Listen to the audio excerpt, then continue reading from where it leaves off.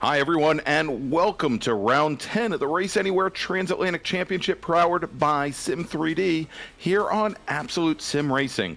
It's the finale of our inaugural season, and after an action-packed outing at Michelin Raceway Road Atlanta, we head back to the old country and a circuit that opened its gates for the first time within weeks of its Georgia cousin. For 75 minutes, our GT3 drivers will round the ring of many names, whether it be the Österreich ring, the A1 ring, or the Red Bull ring.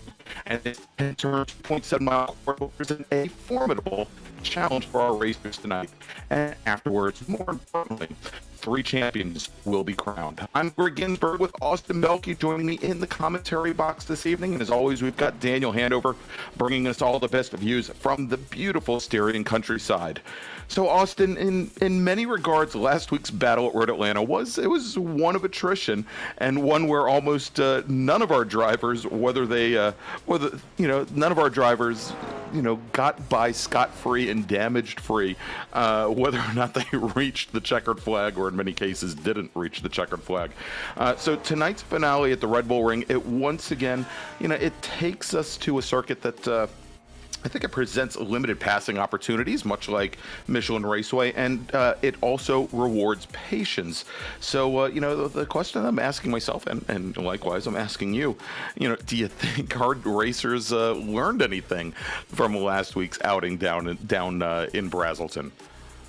Yeah, hey Greg, first off, great to be here. I think they certainly learned something. I think they learned what it takes to be a championship competitor. You need to have a good round every single time you go out there. Even though there is a drop week, it's a lot easier to drop a week where you scored 90 points than it is to drop one where you scored 50. Yeah. So as the championship winds down, we get ready for the last race. I think these guys learned a thing or two about attrition, but also this is a completely different beast. At Road Atlanta, I think you always want to attack the track to gain more and more time. But at a track like this, when the F1 cars come here, usually it's very spread out. It's hard to get runs on people. There's only a couple good passing opportunities, and those are mostly going into turns 2 and 3 at the top of the hill on the second part of the track. So I think these guys certainly learned a thing or two, but it's going to be a completely different beast today, and they're going to have to apply a whole new skill set to this track. Yeah, exactly. The one thing about Road Atlanta, and we talked about it going into last week's race, is that there are many corners on that track where it is a gut check, and you have to constantly build yourself up, just with the fortitude to go through some of these corners. And some of the drivers, after 75 minutes, admittedly, maybe with their minds started to wander, but the more difficult portions of that track really came out to bite. And here at the Red Bull Ring, a great combination. Only as we mentioned, 2.7 miles, about the same length as Circuit Gilles Villeneuve up in Montreal, but only 10 corners here versus the 14 up in Canada. And it's got a pretty good combination of heavy braking corners, as you mentioned, at the first half of the course, some off-camber corners, and also some corners that do reward patience, where you have to trail brake in and just kind of wait to get back on the throttle. So it should make for a great combination of corners here, something that every one of the different GT3 platforms that we have running here tonight should have advantages at certain portions of the track. But again, as you mentioned here, there are certain parts of this course that are not amenable to passing, and you find in many cases that there could be some processions going around. So we'll have to see with the large number of drivers that we have on track tonight. While we've got a few minutes before our drivers do head on out for their pace lap here, let's take a quick look, because this is the final race of this 10-week season. And as you mentioned, all of our drivers, they do get a single drop. But I want to take a look at the finishing order from Road Atlanta, and also where we are in the points championships right now. So at Road Atlanta, we had 6 drivers in our Pro category, and we have 3 different categories. We've got the Pro-Am, and the Am categories. PJ Sturgios in his Inex Racing BMW did take the win over Justin Brunner. His Inex teammate, Brunner, is running in a McLaren, however. Then Sean Campbell, who is our current points leader in the Pro category, finished in 3rd with Harry Wallace, Ryan Kaprowski rounding out the top 5. And if we do take a look at the points, as I mentioned, Sean Campbell, he's in the TechSense McLaren. He currently has 708 680 points on the season. PJ Sturgios only 5 points back with 775. But if you take a look at how things have played out over the course of the season, Sturgios actually has 4 wins to only 2 for Campbell. It's going to be a little bit difficult here for Campbell to take the championship. Justin Brunner in his Inex McLaren, as I mentioned, is sitting in 3rd position with Harry Wills and his Twisted Racing Mercedes sitting 4th, and Ryan Kaprowski in the Riddle Rocket Racing Audi, currently 5th in the points in the pro category. If we take a look at the Pro-Am, and here's where some outcomes at Road Atlanta may have changed things up just a little bit. On track, Tyler Campbell in the FTR Esports Porsche 911 took the win. However, he had 2 time penalties assigned for incidents on track, actually dropped him back to 4th in the Pro-Am category at Michelin Raceway Road Atlanta. That moved Wilson Brewer in the Riddle Rocket Racing entry up into to the top step of the podium. He takes the win. Brent Bravada in the Twisted Racing entry finished then 2nd on track. Michael Kulaga in the Vulture Motorsports Lamborghini finished 3rd, then Campbell, and then Frederick Belvoir in his Alt Racing BMW took home 5th. And if we take a look at the points there, things are a little bit more spread out between 1st and 2nd, with Dan Tenorio and his Twisted Racing Lambo currently at 680 points. Brent Bravada 50 points back from there with 630 points. He is in the other Twisted Racing Lamborghini, but then Frederick Belvoir in that BMW, the Alt Racing entry, only 10 points back from Bravada. We've got Michael Kulaga in the Vulture Motorsports Lambo, currently sitting 4th in the points with Tyler Campbell, as we mentioned, and certainly that finish at Michelin Raceway did not help his cause. He finished back in, and he's currently sitting back 5th in the points in the Pro-Am. And so if we go ahead and take a look at the AM categories, we're getting ready here, going to have our drivers finishing up their practice session here, and going to be girding up in just a moment. Taking the win in the AM category, Eric Kulaga in the Vulture Motorsports Lamborghini with his teammate Steven Martinez finishing in 2nd. Then we had Errol Yerksoy. Yerksoy driving the Race Anywhere Lamborghini. He finished, he didn't have a great outing at Michelin Raceway, finished 9th. But he's sitting up in the points. Drew Neubauer in the team pre-mat entry. He finished 3rd with Michael Fowler, Race Anywhere entry. That's an Audi. He finished 4th at Michelin Raceway. And then Ken Soska, I had to go all the way back to 5th to talk about Donkey Bop Racing.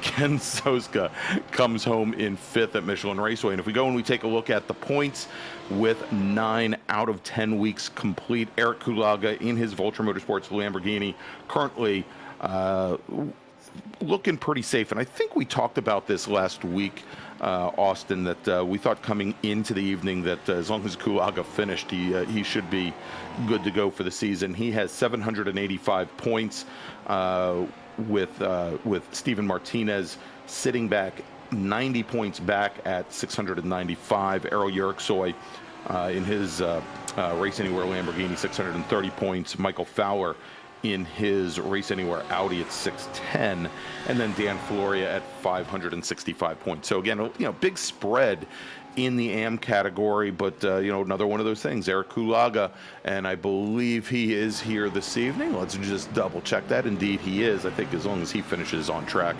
and doesn't do anything to get himself disqualified from the series, he's going to come home with the AM category championship in season 1.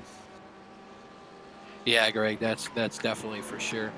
Like you said, though, I think all 3 of the championships are pretty much locked up at this point. It's going to be hard to see any large changes, especially in the pro category with the amount of guys we've had showing up the last couple of weeks. Sure. I'm pretty sure, PJ is going to score enough points to lock it in, even if he finishes last today with the car count they have. As long as he starts the race, he should clinch, and the other 2 drivers do even more so. By virtue of the drop weeks and how, they kind of have a pretty hefty lead, and they're both dropping the same kind of races between first, second, and third. So that's just one of the things you'll see. Really excited to get this race going here. This is such a difficult track because the first couple corners you attack, and as soon as you get done braking, you're back on the throttle. You know, you're kind of just pedal mashing for half the corners on this track, and the other half, especially in the middle section, you're kind of just, like you said, trail braking, and then you wait and wait and wait some more.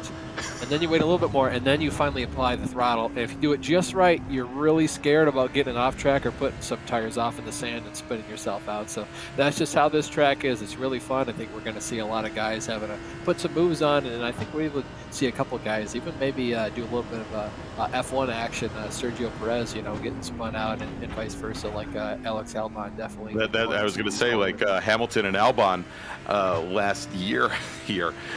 So, of course, we want to thank our great title sponsor, Race Anywhere, for sponsoring the driver championship that we just talked about. They're going to be offering up a Pro Sim Rig PSR1 to the winners of each of our 3 categories, and some great prizes for second and third place in each one of the 3 championships as well. Race Anywhere offers up, of course, products from Pro Sim Rig, as well as rig accessories, wheels, pedal sets, and a whole lot more. You can find out more about them by going to raceanywhere.co.uk. And as we've got just about about a minute and a half left here before we start to grid up, let's also talk about the team championship quickly, which is presented this year by Sim3D. Inex Racing currently has, I think, the team points championship locked up with 1,520 points. Vulture Motorsports at 1,440 is second. Race Anywhere at 1205 third, then Riddle Rocket Racing and Donkey Bop Racing, your fourth and fifth place points holders currently in the team championship. And as I mentioned, Sim3D, they enhance your sim experience with products that include immersion kits, paddle shifter replacements, button boxes, you name it. You can find out more about them at www.sim-3d.co.uk.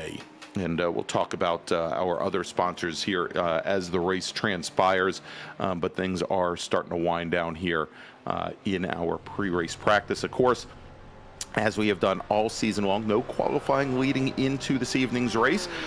We grid each one of our categories based on the point standings, essentially do an inverted grid based on where our drivers stand in the points. So it always brings a little bit of flair, a little bit of color. And Austin, as we've talked about here at the Red Bull Ring, how difficult it can be to pass, with the exception of, as you mentioned, going through turn 3, turn 2. To some extent, you can. You don't want to try it too much because you got a long run coming out of it. You can sometimes do the over/under coming out of turn 1, and of course coming out of the somewhat of a hairpin over at turn 4 as well. But certainly not a ton of passing opportunities. It should make for an interesting race here. As looks like, and should make things very interesting with the drivers that are further up in the points championship, starting towards the back of their respective class fields. Yeah, for certain, really going to promote passing, putting the faster guys at the back, and of course the cream always rises to the top. So go ahead and look at your starting grid here once we get that pulled up. Of course, obviously, we're going to start with the pro cars. Starting first, it's going to be James Pierce, followed by Dave Menino. Ryan Kaprowski is lining up third, followed by Harry Wills in fourth. Justin Brunner lines up fifth with PJ Sturgios in sixth, and Sean Campbell is going to round out your pro field. All right, if we jump over to the Pro-Am category, James Costa in his Jackhammer Racing Mercedes is going to start on the pole. Joe Smith in his number 55 Premat Lamborghini will start second. Andrew Hewson will start on the inside of row number 2 for the Pro-Ams alongside Andrew Rasmussen in his Audi. Then we've got John Cooper alongside Wilson Brewer, Michael Kulaga alongside Frederick Belvoir making up row number 4, and then Brent Bravada and Dan Tenorio will make up row number 5 of the Pro-Ams. Matthew Alvis lines up first in the M category, followed by Jason Bridges in second, Andrew Hewitts in third, with John Casey in fourth. Travis Kepler lines up fifth, with Drew Neubauer in sixth, Jerry Folkerolb in seventh, and Ken Suska is in eighth. Dan Flores is in ninth, with Michael Fowler in 10th. Eric Yuroksoy is in 11th, with Steven Martinez, and Eric Kulaga in 12th and 13th. All right, so we've got our pro category now coming around the final corner. We've got the pace car on the pit lane, and things already stretching out as Dave Bonetto gets an early jump out of turn number 10, a little bit before, I think, the start zone. He's already got about a 6-car length advantage now over Harry Wills in his Mercedes and Ryan Kaprowski in the Audi. PJ Sturgis already now getting past Ryan Kaprowski as they come through turn 1 and make the long run down towards turn 3. Now our Pro-Am category as they come around the final corner and there they go, coming through into turn 10 with Hewson and Smith on the front row as they now take the green with Rasmussen and Cooper. And then we've got Wilson Brewer, Michael Kulaga. They are now underway, and you can see our third field, the M category, just now coming through turn number 10 as it looks like Smith was going to lead Hewson now up into turn 1. The two Lamborghinis in the Pro-Am category. The purple Audi of Rasmussen jumps into third, getting just around Wilson Brewer and John Cooper. So let's jump back over to the AM category now as they take the green flag.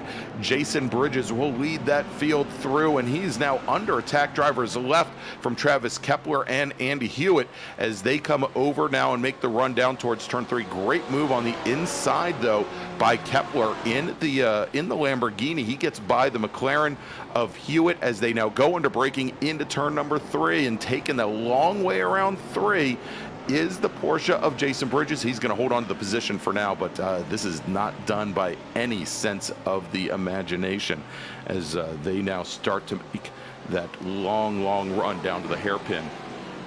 Yeah, I saw them going up the hill. I saw Eric Kulaga do a very, very late braking maneuver. I'm pretty sure he gained at least 2 or 3 spots, at least 40 yards, and the drivers ahead of him. So definitely that cream rising up to the top. He's already up 4 spots from where he started. I think even more than that as we're halfway through the lap, as we see Frederick Belvoir getting it just a bit wrong there in the middle part of the track. And that's right where he said, you know, Greg, you have to be very, very patient in that part of the track, and it's so easy to spin out, especially on coat tires. We see another driver spinning out too.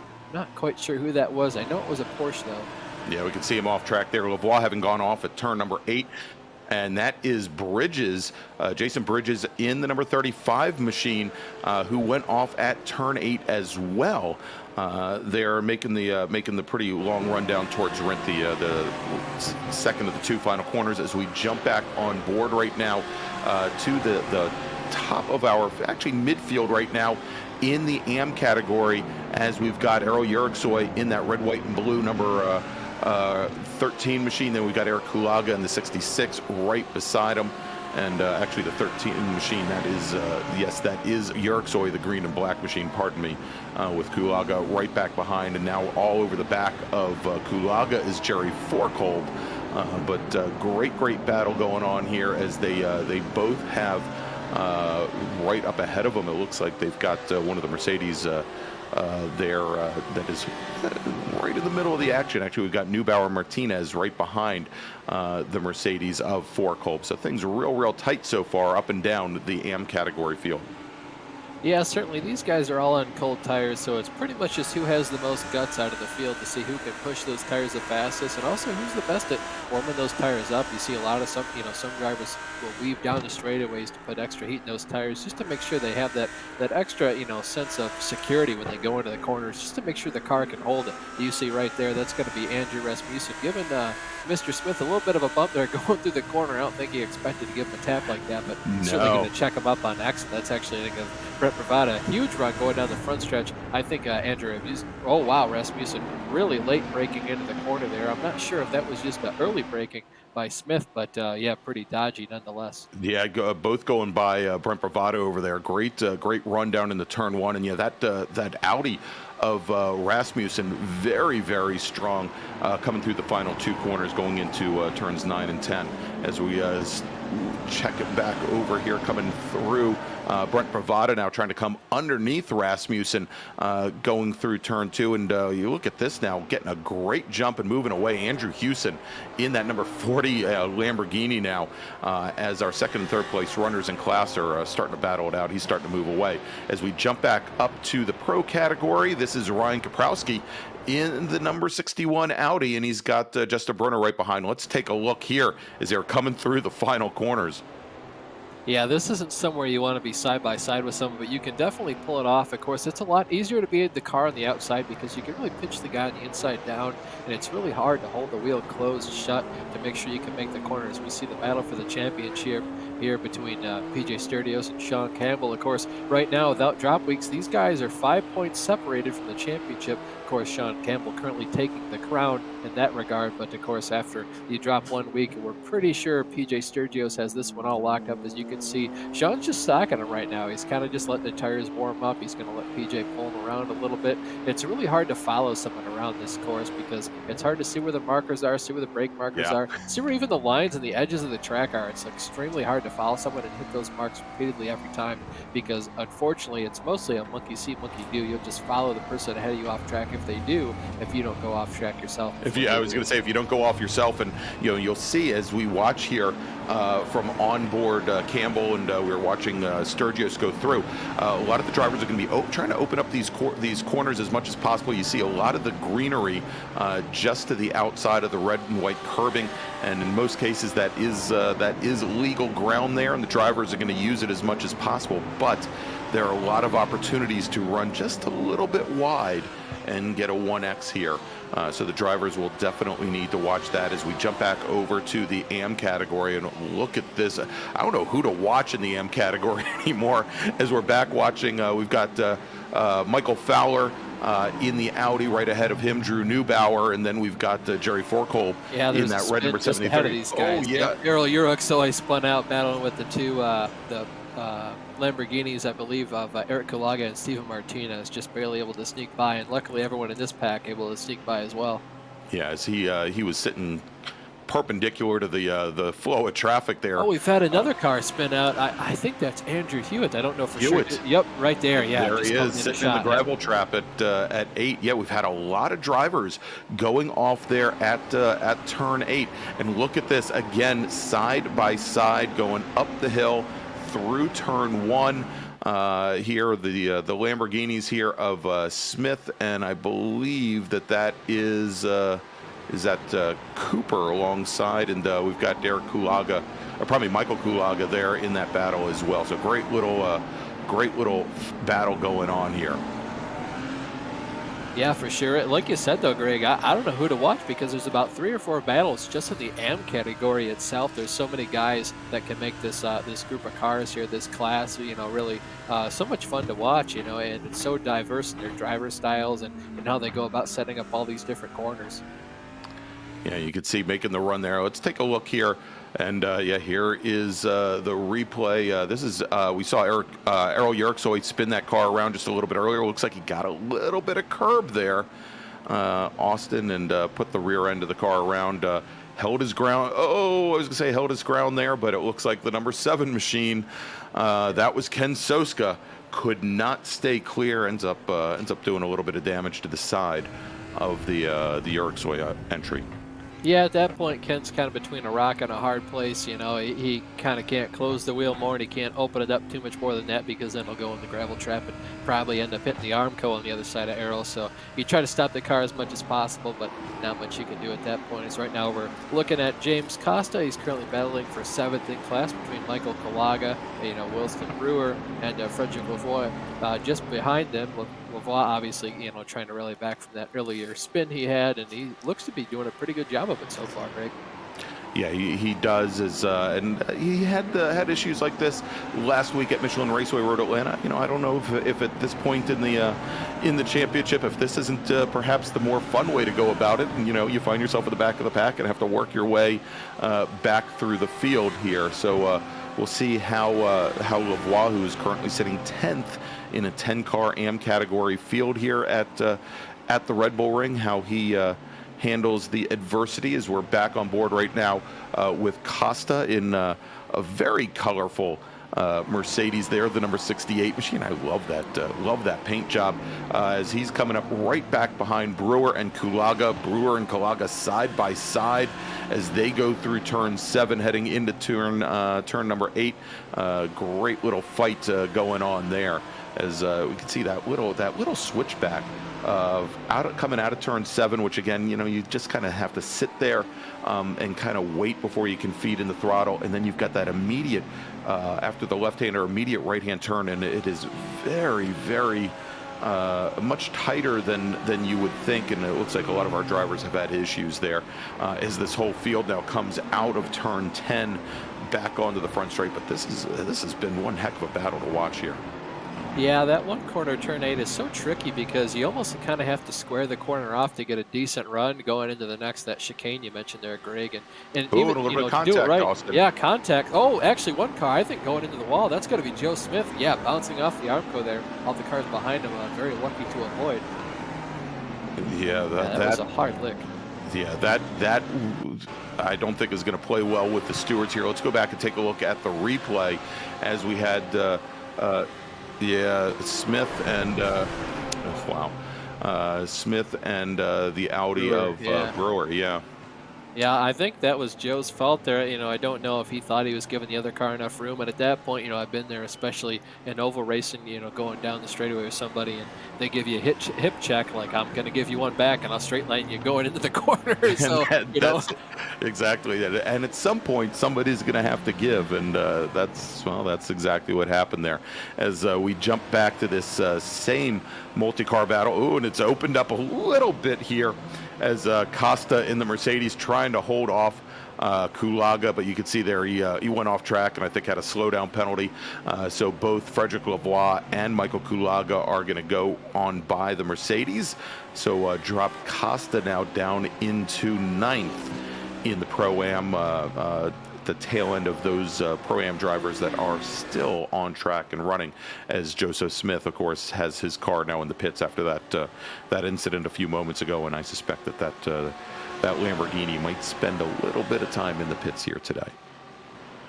Yeah, certainly. You see Andrew Rasmussen has come up through the field. Fantastic run for him. Going to go a bit wide, but of course sometimes it's easier to go wide because it's a lot easier to put the power down. It's almost like it's banked progressively out there, and of course it's a lot easier to just straight line the corner, open up the wheel at that point, and get a huge runoff. As you can see, I'm taking big advantage of that, and of course a long straightaway here, good drafting opportunity, which can lead to a lot of passing opportunities down here in turn 3. So pretty good race between these guys right now, though. I wouldn't be too surprised if Andrew Rasmussen ran away with it, though.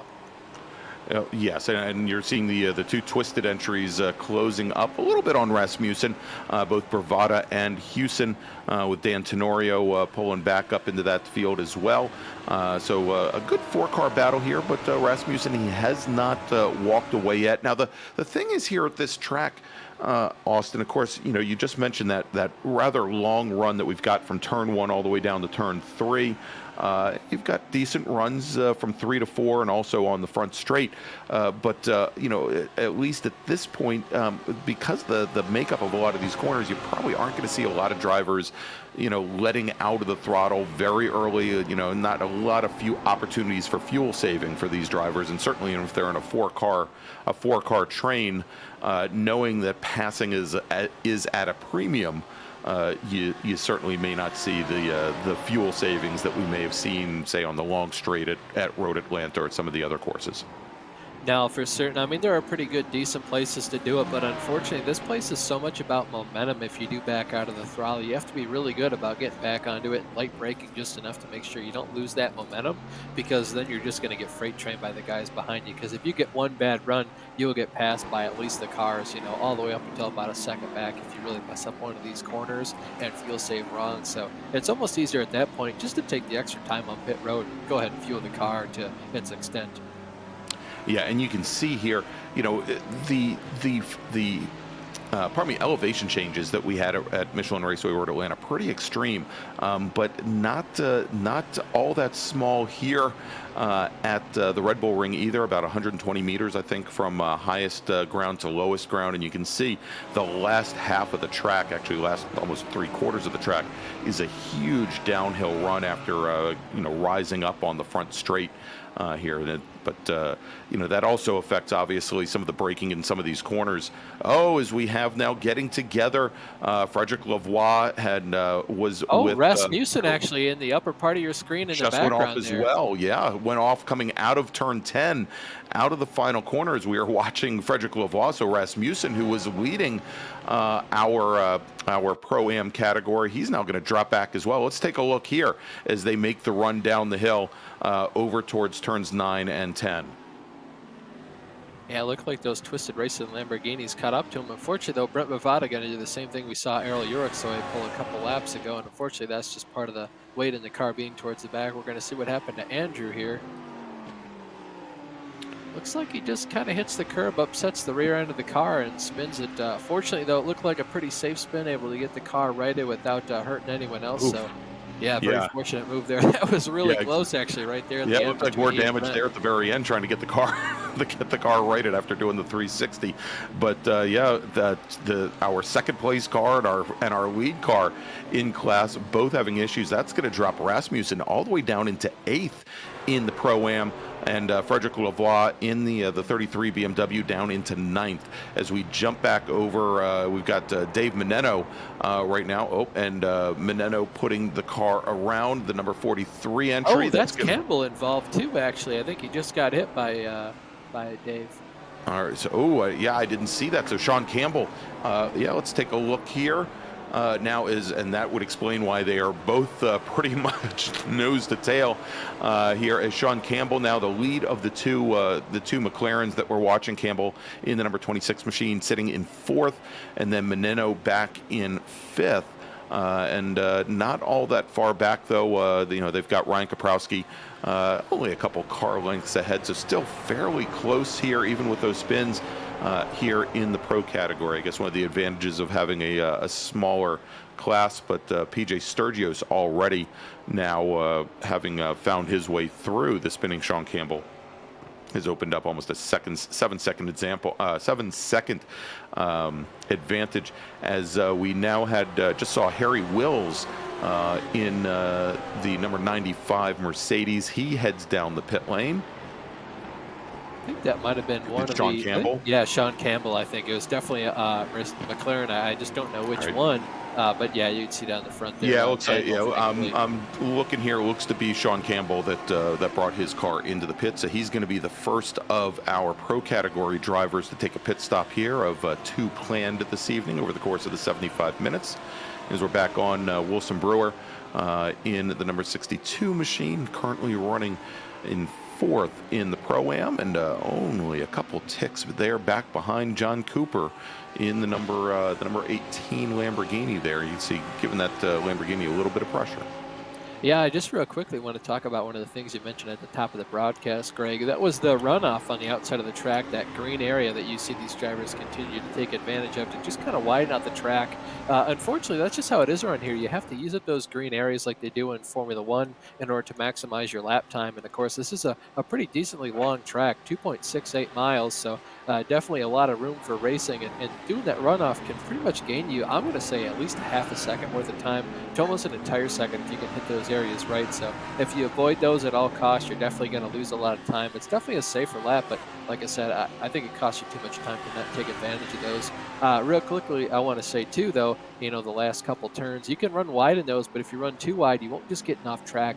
If you run much further than just getting off track, you will get a slowdown penalty, and those they never seem like they're fair. I can tell you for certain they don't feel fair. I guarantee you go over one of those, it doesn't feel like you gain an entire second's worth of time, but it certainly penalizes you for 3. That's right. I mean, and there are a lot of places here on this track that can get you caught out like that. Of course, running wide, coming out of the final corner, coming out of turn 10. But also, oddly enough, when you head down into the pit lane, if you stay on that throttle, and it's real hard to get over to the pit lane here. It's sitting right. Pit entrance is right between turns 9 and 10.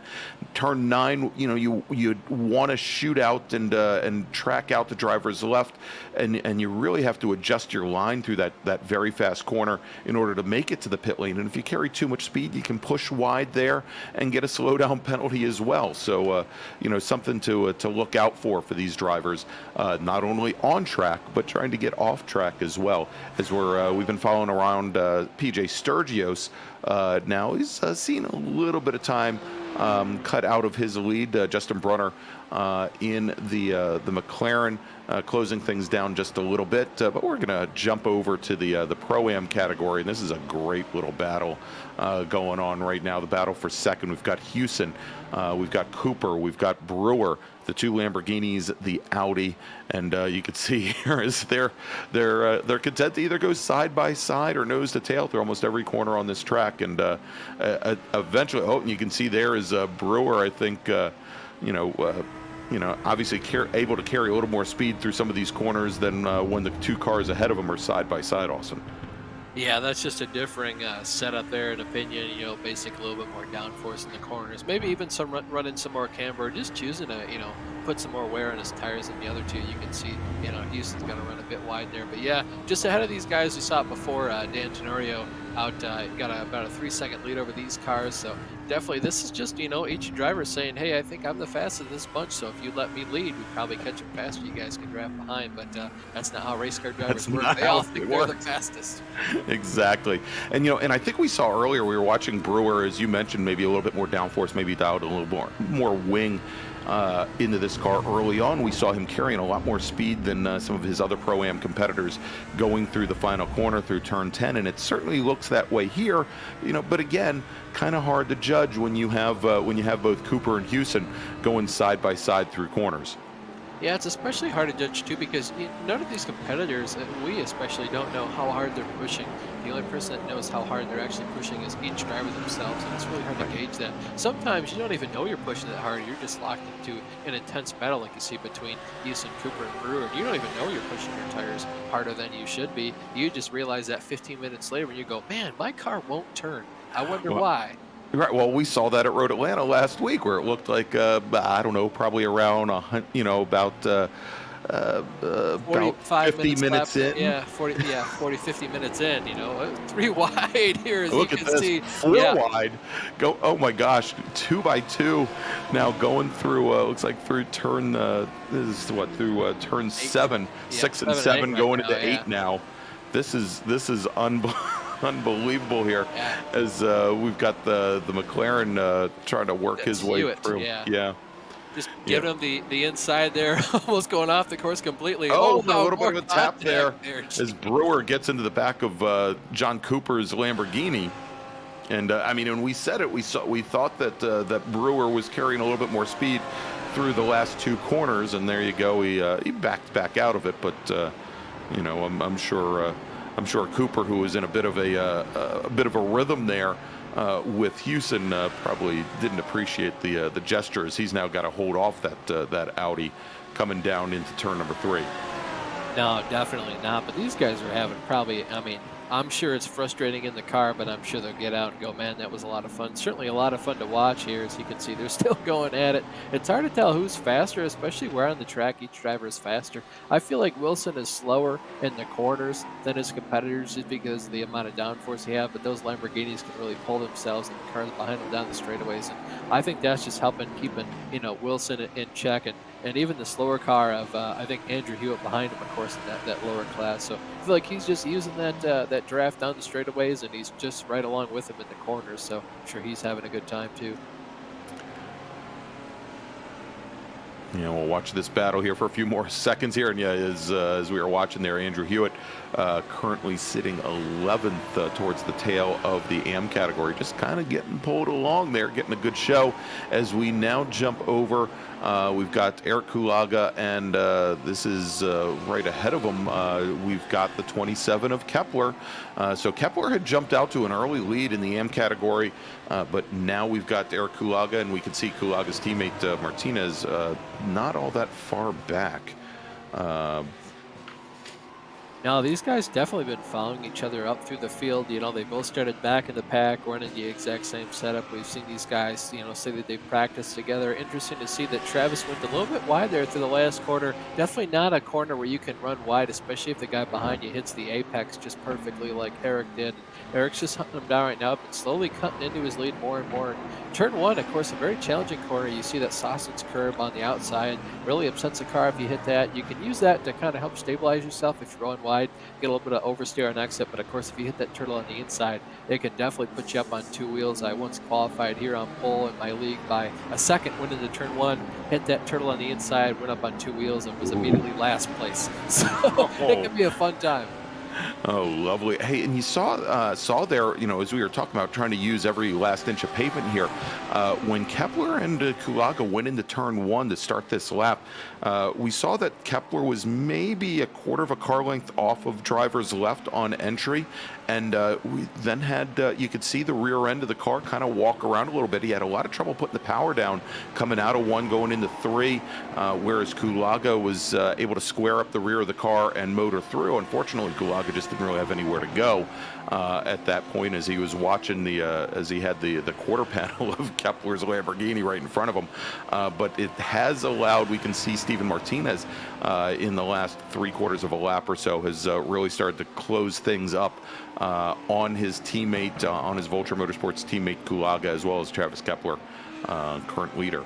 And now we see both here pulling down into the pit road. This is what you do. You know, we're obviously right a long time for the first pit stop, and if you can't pass someone on track, or it might be a little bit hard, just pit. Go ahead and put yourself off sequence, and you know they'll probably gain enough time on the in lap and the out lap to go ahead and pass Travis and take the lead. So definitely some, you know, a team decision there for both these guys to pit. And it might not even be a team decision. They both just kind of independently. They probably just had the same idea at the same time, yeah. But certainly, especially at a track like this, rather than just sitting back and not really finding any way to get around that car ahead of you, you know, as you mentioned, go out of sequence, try to find some clear track when you come back off of the pit lane and see if you can pick it up there. Of course, I'm sure at this point also, you're probably going to see where Kepler, who didn't have any traffic really ahead of him, might now just have the opportunity to put his head down, knowing that he doesn't have the pressure coming at him from the rear.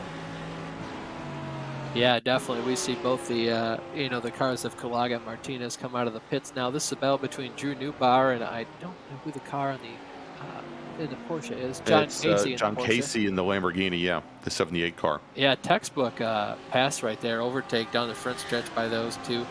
Really good. Those two are obviously having a pretty good battle. The cream, though, obviously rising to the top. You know, just one car faster than another as we see the battle for fourth in class in the Pro-Am category between James Costa and Brent Bravada. Brent, of course, doing so well in the earlier stages of this race, then getting it all wrong in turn three up at the top of the hill. So, yeah, obviously on a recovery drive.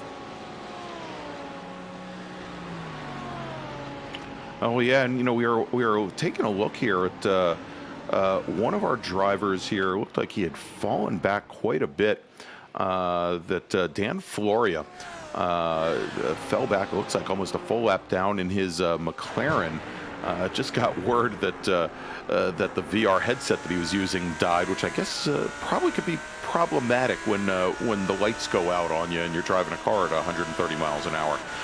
So he is now shown as a lap down, sitting 12th in the AM category, trying to make his way back up through the field. That's the number 20 cars. We're on board right now with Drew Neubauer, who is at the other end of the AM category in the Lamborghini. And he is looking back right now at John Casey's Porsche. This right now is the battle. A little bit early to call it the battle for the last step on the podium, but the battle for third right now in the AM. Yeah, definitely. I think it is, like you said, though, a little bit too early to say this is the battle for the last step on the podium. Certainly as they run on track right now, yes, but as you go into the last stage of the race, of course, I don't believe these drivers have taken their first pit stop yet, so I think when they do take their pit stop, I think Kulaga and Martinez are going to probably cycle out into the lead. I haven't been keeping too good a track on terms of lap times between them and Kepler, but that is, of course, where they were running, so we'll have to see how this all cycles out once they've all done their first pit stop.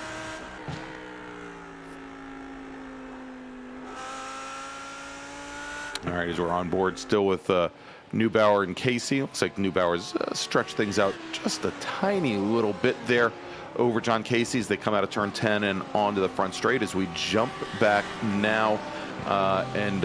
This is in the Pro-Am category.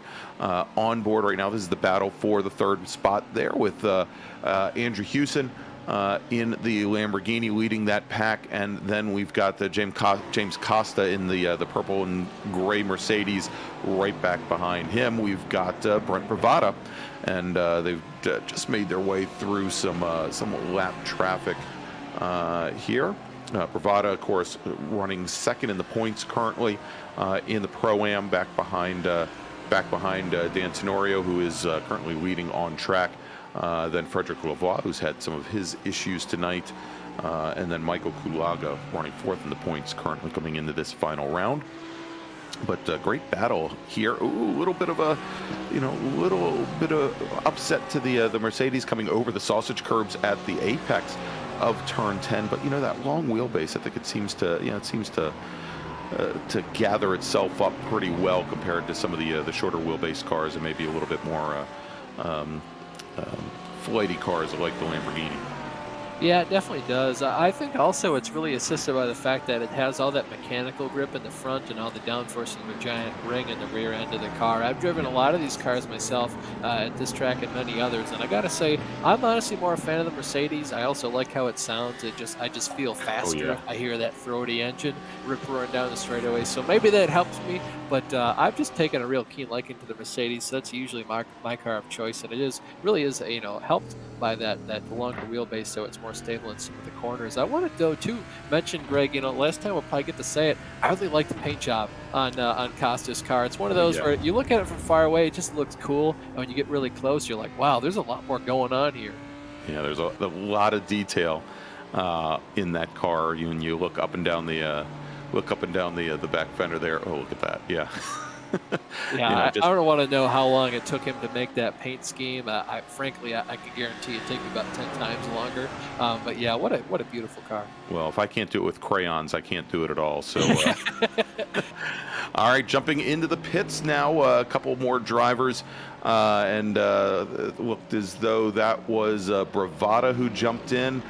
Hewson went into the pits as well, so that leaves Costa out on track. As a matter of fact, Dan Tenorio pitted in from the lead. So give a little stroke to our new leader in the M category there, making his way around James Costa, who's now worked his way all the way up to fourth overall. As it looks as though the majority of our pro category is starting their pit cycles as well. PJ Sturgio's just now pitting in from the lead. Yeah, certainly we'll have to see how these cars cycle out after those. Sturgio's had about a 10 or 12 second lead before he went into his pit stop, so I don't assume that's going to change much unless he runs into some big traffic, or has to potentially stop due to a wreck, as we see Matthew Elvis also pulling down pit lane. Fantastic run for him here tonight in his BRM Racing BMW there. Right now we're going to go look at Steven Martinez. He's one of the two drivers that pitted earliest in the class of his in the AM category, so currently still chasing his teammate Eric Kulaga a little bit further up the road. We saw them kind of get separated as they went at their own pace for a couple laps, and as soon as Kulaga hit the leader of their class, being Travis Kepler, who slowed him down a bit, allowed Steven Martinez to catch him. You can see they've kind of just got back to where they were before, where Kulaga's just stretching out a little bit every other lap, just barely pulling out a gap. So this is just where they are right now. Like you said, though, Greg, Kulaga and Martinez cycled out to P1 and P2. That's exactly right. And Michael Fowler in his Audi moved around Kepler as well, and found his way up in third position. I was trying to see if there was any real difference in the pit stops here. Now, both Kulaga and also Martinez appear to maybe have short-filled the car, a little bit less fuel in the car perhaps than both Fowler and Kepler, as they were both on the pit lane anywhere between 4 and 3 seconds less than the Audi of Fowler or the Lamborghini of Travis Kepler. So we'll have to see how things play out for the second pit stop here, and whether or not they'll be able to hold on to that advantage. Yeah, you can see right now, still looking at Steven Martinez as he tries to make his way through the field here. I think we had a pass for position, though. Brent Bravada, no, sorry, not a pass for position, just a regular pass here. Yep, with these cars right here, Houston, Bravada, and Costa right now still battling. You can see not even the pit stop's going to split up this battle. No, they're all back in a row again. Costa moving back into his position, sitting in fourth in the group with Houston and Bravada just ahead, and ahead of them looks like we've got one of our McLarens, and that would be, I think, Sean Campbell. Still after some of his early race incidents, trying to make his way back up through the field. Campbell in the pro category sitting 5th in pro, 24th overall. I'm sure not exactly where he intended to be at this point in the race, but great battle directly behind him now between Costa, Houston, and Bravada, as we've got the two teammates, the two Twisted Racing Lamborghini teammates of Bravada and Houston, looking like a great little pair there, trying to hold off the Mercedes of Costa. Yeah, certainly. I just want to touch on, too, what an unfortunate turn of events there for Sean Campbell. Last couple races, he's had all the speed, maybe even some more than PJ Sturgio's at times, and just either through, bad fortune or a bad move to pit on a certain lap, and really just being more fortunate for PJ rather than for Campbell, but also just being involved in, like, we saw earlier today at the beginning of the broadcast, just involved in someone else's accident, has nowhere else to go. Otherwise, I'm sure we'd see the battle between P1 and P2 in the championship be a lot closer than it is right now. Fortunately, though, it is the closest that we have. You see Costa just trying to pull right up alongside Andrew Houston there, almost, going to force him off track, maybe even put himself in the wall like we saw Joseph Smith do earlier today. Well, we'll see what happens as they go hard under braking into turn number 3. Oh, and well, there you go. There is the hip check right there between Houston and Costa as they roll out of turn 3. And again, one of the slowest corners on the track, and you can definitely go from the outside there, but they have not given up this battle yet as they come now down into turn 4. And well, not done yet. The one side effect, though, that you have is it's allowed Brent Bravada now to kind of sneak away and open up a couple car lengths of a gap back to the Mercedes Acosta and the Lambo of Houston. Yeah, these two are having a pretty good battle, though. You can see each driver just placing their car to make sure the other driver can't quite get the over-under on them. Doing a very good job of that. Looks like I think Costa is just a little bit faster than Houston right now. He's going to try to track down Bravada and the Lamborghini ahead of him, so we'll see if these teammates can't possibly back him up so the other can pass him. Not the cleanest thing to do, but of course I don't think there are any rules against it. No, I don't think there are. So we'll see here. Again, whether or not it's necessary at this point, as we have a couple more cars on the pit lane. It looks like Andrew Hewitt in his McLaren, currently sitting 11th in the AM category, finished up his pit stop. He's rejoining right now in a long run down the pit lane to exit. The pit exit right as you come out of turn number 1. You always have to watch there, make sure you don't have cars too wide coming through 1, because it could make it a little sketchy there. But now, I think you've got it spot on here, Austin, as it looks like Bravada might be trying to back up the Mercedes here as Costa has picked up a little bit of ground, but oddly enough, it looks like Andrew Houston may have dropped back just a little bit from the Mercedes of Costa. Yeah, one thing I've noticed too, though, especially in the fixed setups, I feel like sometimes the Mercedes is a little bit faster down the straightaways than the Lamborghini. Of course, you mix that with the added benefit of the draft. I think he's going to end up catching him. Where he will lose some time, though, is in the corners. I think the mid-speed corner of the Lamborghini is just a Right. little bit better than the Mercedes. So you see him gaining most of his time down the straightaways, and that's a good thing because he can make passes. But also the undercut's going to, the crossover move from Houston is going to be hard to block. Or Bravada, excuse me, when Costa does catch him. But I Yeah. mean, let's just face it. I'd rather take in this battle than worry about one driver backing him up into the others. He's Right. just Yeah. hunting him down right now, picking up, That's putting him down. exactly, yeah. So you've got the jump out of the long corners. Again, certainly the Lamborghini a little bit more nimble than the Mercedes. All the reasons we were talking earlier about how stable that Mercedes appeared to be coming out of some of the corners like turn 10, or if it maybe doesn't get as upset going over the sausage curbs. But tight corners like this right here, coming through turn 3. And making the run down to turn 4, certainly not the forte of the Mercedes. As we jump back over now, Dan Tenorio, after his first pit stop, regains first place in the Pro-Am category. And he's got Wilson Brewer sitting right back behind him there. All right, let's jump back over to this battle that we've been watching in the a little bit further back in the Pro-Am.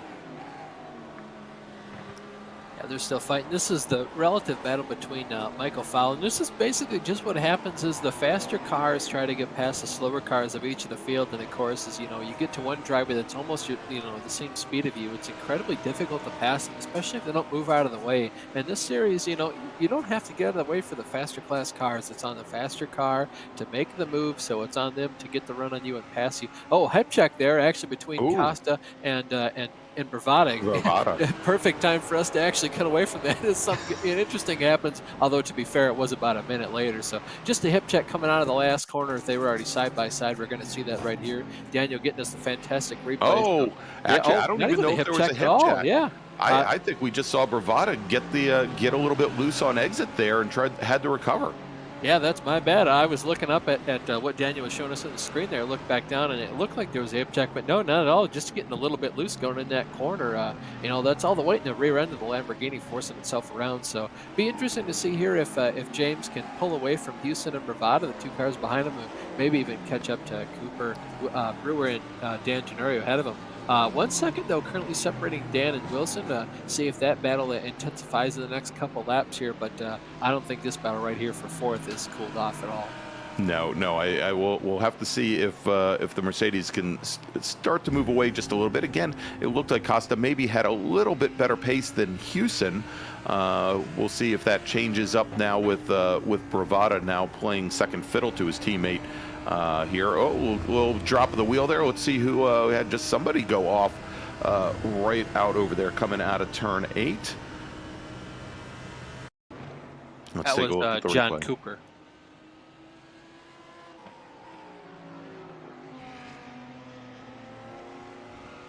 Yep. Yeah, there it is. Yep, exactly. Cooper, and we've seen that corner coming out of turn 7 going as it switches back over to turn 8 has been a problem spot for a lot of our drivers. It's also a reason why there's so much gravel over there on both sides of the track in that section there. Definitely one of the more problematic areas as we're on board. Looks like Frederick Belvoir put the rear end of his BMW around. That's I think the second time that we've seen Frederick go around it through that very high speed turn 9. Runs wide and has to recover there. So Frederick Belvoir right now in the number 33 BMW, sitting back in 11th position. There you go. Is coming out of turn 1. Yeah, that's just him pushing a little bit too hard, upsetting his tires. And then, the most unfortunate part about this track, and I don't know why it's this track and especially none of the others, it's you go into the corner, you know where the car should be, and you just try to wheel the car so hard to put it on line where it needs to be. You just spin the back of the car out. I don't know why it's so much more likely to happen at this track than any of the others, but it happens more so at this track than any other track I've been on in the iRacing service. And we're seeing that more and more often here today. Yes, many times here today as we're now on board with Dave Menino in the number 43 McLaren. He's currently running in second overall, second in pro. That is not Justin Brunner, our third place runner back behind him. That is that appears to be one of the Kulagas sitting right back behind him on track. Greg, one thing I do want to mention, though, that the intense battle we were already seeing between Costa, Houston, and Bravada. With the spin from Cooper, they're now fighting for the last step on the podium. So that's just going to go ahead and amplify the intensity of that battle up even more, though. Looks like they've kind of separated now, all single file. I believe they are all faster than one another as they go through the field here. So we're just going to see how fast they can catch the guys ahead of them, if at all. Of course, they did start further down the field, so we should be able to see them go ahead and march their way up through the field. Although I don't think they'll be able to pass Wilson Brewer or Dan, but we'll see if it happens because they started further back to the field. So considering championship standings and all where they started, the fastest drivers should be starting at the rear and currently in the order of where they gridded up as 17th, 13th, 8th, 10th, and 16th. So Bravada currently doing the poorest right now, but of course he did have that spin earlier. He's just trying to make his way back up through the field. Yeah, and of course not a lot to lose here this evening for Bravada. And as we're looking at Costa's Mercedes, currently about 10 seconds back from Brewer, currently running second in the Pro-Am. As we jump back over here, here's John Cooper, had that unfortunate little run-in with Mr. Brewer earlier this evening, and trying to fight his way back up through the field, currently running seventh in Pro-Am. Certainly we see this heated battle continue. This is just a battle between classes, one driver thinking he's faster than the other according to the classes, so just trying to catch the guy as fast as you can, and if you can't pass him, force him into making a mistake. You saw John getting a little bit loose there heading out of the last turn, had to kind of do a wiggle, correct the car, and back out of the throttle, and that, I believe let Sean Campbell by, I believe. Actually, I think that might have been Dave Menino, actually, who's running second overall, who worked his way through coming out of turn 10.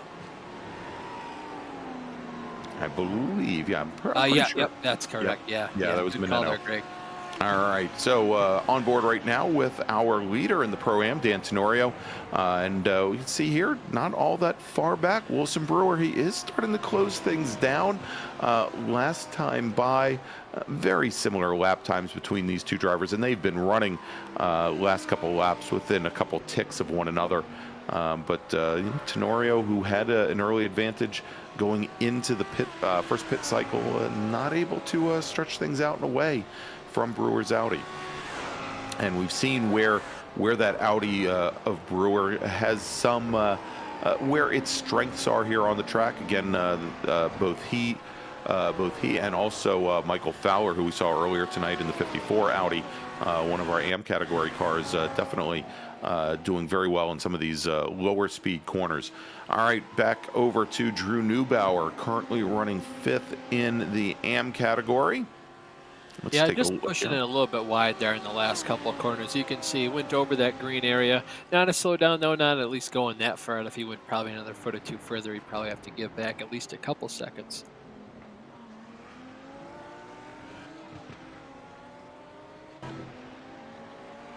All right, let's see if we can pick up on some of the action here. There we go. I think we've got a replay coming up.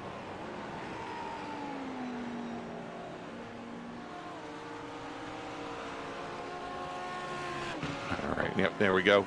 Let's go back to the live action now as we're on board with Dan Tenorio, and right back behind Wilson Brewer. Again, start to make up a little bit of ground here in his Audi. We'll have to see if he continues to make up this ground. I know previously the gap had been at 1 second. It stayed there for at least about 5 or 10 laps. Currently, though, at about 1.7 seconds. So we'll see if that was just a little bit of a chink in the armor of Dan, maybe just a bad lap, or maybe, Wilson putting in a fantastic lap there. Sometimes it just happens. You just put down together, a lap of the gods unbeknownst to you. You get done, you go, wow, I don't even know how I pulled that off. Wasn't really thinking that hard. All right, looks like Wilson Brewer, and we can see now here's the replay, as Brewer put the car around. He has decided to take his car into the pits now after that little spin. Good a time as any. So Wilson Brewer now sitting back in fifth and he'll come out with some fuel. We'll see where he rejoins, but taking a look now as we've got Brent Bravada and Andrew Hewson nose to tail. They've got the BMW of that's our overall leader, PJ Sturgios, directly ahead of them. So probably do those the two Lamborghinis good and see if they can catch a little whiff of the draft from our leader, PJ Sturgios. Let them drag them down and around the course. And as Hewson and Bravada currently running third and fourth, with Cooper having gone to the pits. Yeah, certainly. I think we do have enough time, though, to, maybe he might be able to make his last stop right now. Yeah, just unfortunate there for Wilson. It was really putting in some fast lap times, probably catching Dan the last couple laps, depending on how the tires played out and how obviously they caught the traffic. So, unfortunate spin for him. He might be able to make the best of it, though.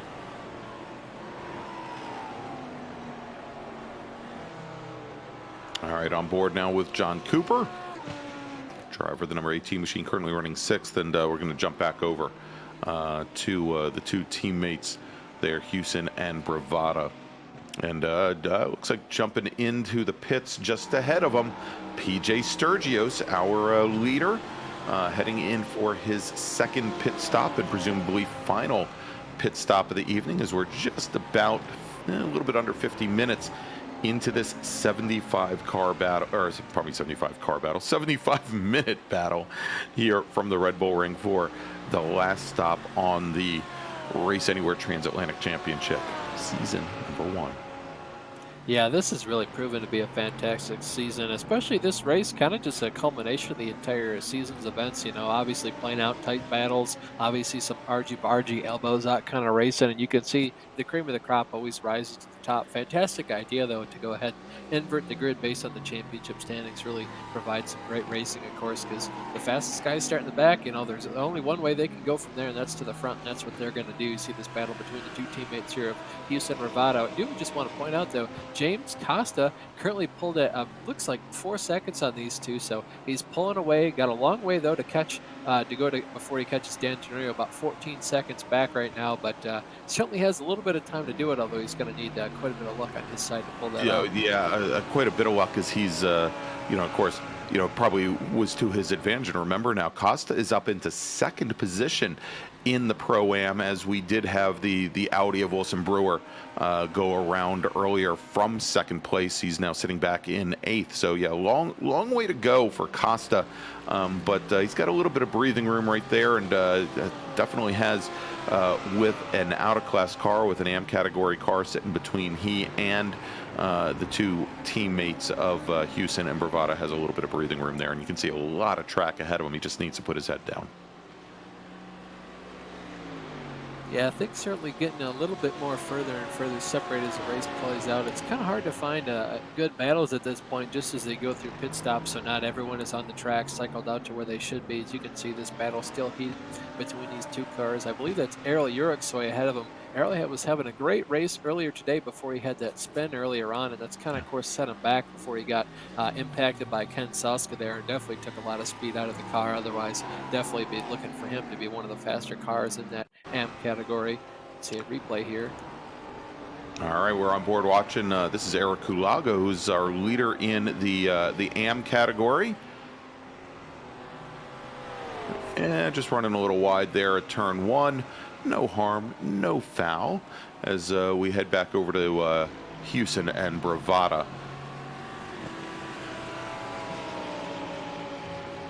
Yeah, it's really hard to see which one of these guys has the advantage. Of course, the problem with them having the exact same setup and same car, most likely going down the straightaways, you do have the advantage of the draft, so the one car can catch up. But of course, going into each of the corners, the front car has the advantage of A, extra downforce, B, a shorter braking zone, and C, you can also see the corner a bit better. One thing a lot of people, watching at home, you might not realize is when you're following a car, it's a lot harder to judge where the apex is, where the braking markers are, and even where you can, officially put the car down, come out of the corner, and if there's a car ahead of you, blocking your view of it.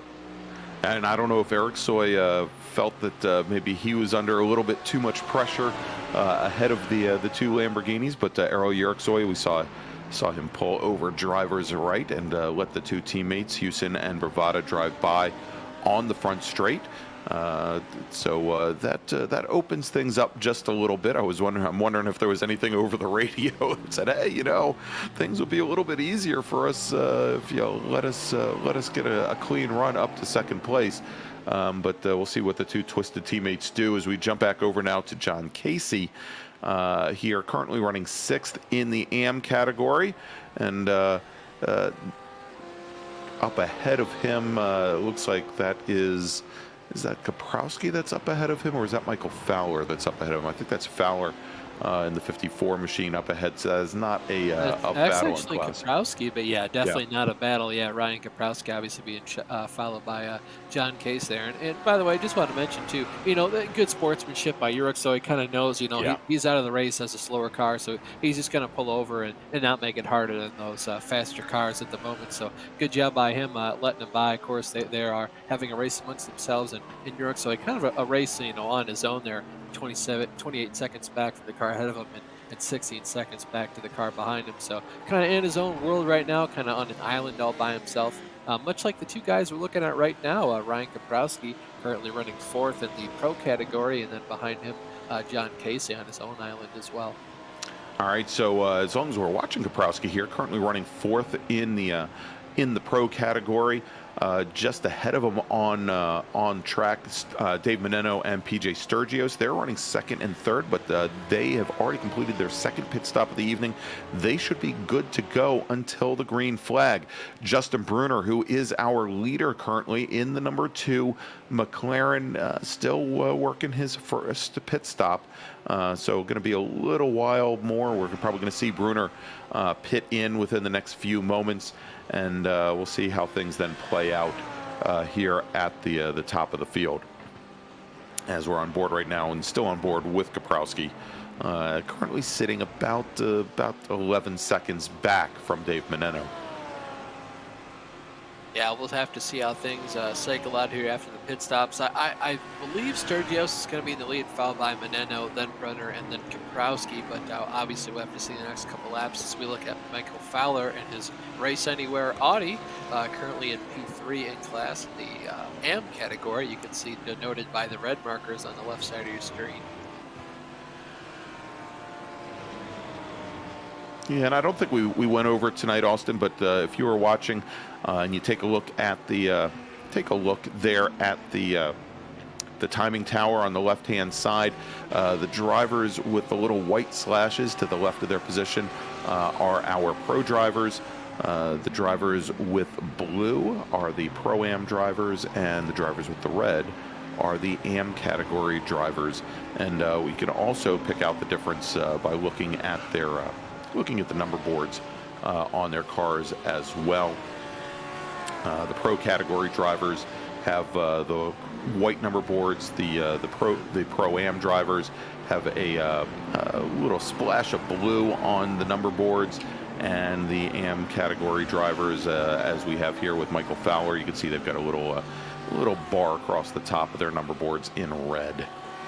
Yeah, unfortunately it just went away too, but you can see all the white numbers underneath the interval. That's the distance from one car to the car behind it. You can see if it's white, if it's over 1 second, it'll be colored white. If it's under 1 second, but greater than, I believe a half a second, it'll be yellow. And then if it's below about a half a second, it turns orange to denote just how close the cars are following each other. You can kind of see that happening right by Houston as he tries to catch his teammate Brent Bravada. Those two Lamborghinis currently getting closer and further away from each other, depending on if they're in the corner going down the straightaway, though. Yeah, a little bit of an accordion effect there, but we've seen these two drivers, either working together or racing one another, depending on how you look at it. Seemingly almost every round they were in lockstep with one another at Michelin Raceway just last week, and then I believe it was Houston who had an off coming out of turn 5, but again, very closely matched, both with what we know now are more or less the same setups on the car. They've got very similar driving styles and very similar speeds as well. Yeah, just like in F1, a lot of times you'll see in the qualifying or even the race standings, you see the, two Mercedes followed by two Red Bulls, Ferraris, and McLarens. They're all right next to each other. And that's basically what you see is, the talent pool, the level of all these drivers is pretty similar to one another. And that, of course, obviously inhibits great racing or prohibits. Yeah, inhibits. Excuse Inhibits. me, leads to great racing. Hope it doesn't um, prohibit it. yeah, I would hope not. Yeah. Certainly, but of course, these guys obviously in the exact same car with the exact same setup, so having a great battle. The one thing you'll be, judged against the most is how well you finish compared to your teammate. You see it in all forms of sports. Usually in stick and ball sports, you have a big team and you're only as good as your teammates. But in racing, you have to be better than your teammates. Right. That is the key. You're only worth it to the team when you're stronger than your teammate. All right. So and of course from a personal standpoint, to know that you can be better in the same equipment, in many cases is key. All right. So we're on board right now with Drew Neubauer in that red and white number 66 Lamborghini, and you can see he caught up. He's lost a little bit of ground since we've had the camera on them. Hopefully he's not camera shy, but he's there in a great little battle with Eric Kulaga, the driver of the number 66 Lamborghini. This is the battle now for third in the AM category. Honestly, And, Greg, it's just how it goes. As soon as the camera yeah. focuses on you because you've been putting in some great lap times, really cutting up the field, as soon as you get looked at, you automatically just do something boneheaded move, either hit the wall or go off track and lose a couple tenths of a second. But that's just how the cookie crumbles. Yeah, there you go. So what we thought was turned into a great battle there. We'll probably check back in with Neubauer and Kulaga a little bit later, as we're on board right now with Justin Brunner, who had been running second overall here, and you see had that off. He has now ceded his position to Dave Meneno. Meneno now running second overall in the number 43 McLaren, and Meneno about 2 seconds back from our leader PJ Sturgios. Pardon me, about 12 seconds back from PJ Sturgios. All right, so let's jump back over now to Old Faithful, Brent Bravada and Andrew Hewson, who have now swapped positions. Not sure when that might have happened, but there we go. So move Bravada now in the number 11 machine, although they has a nice little drift there coming out of turn one, but they are now sitting third and fourth in the Pro-Am.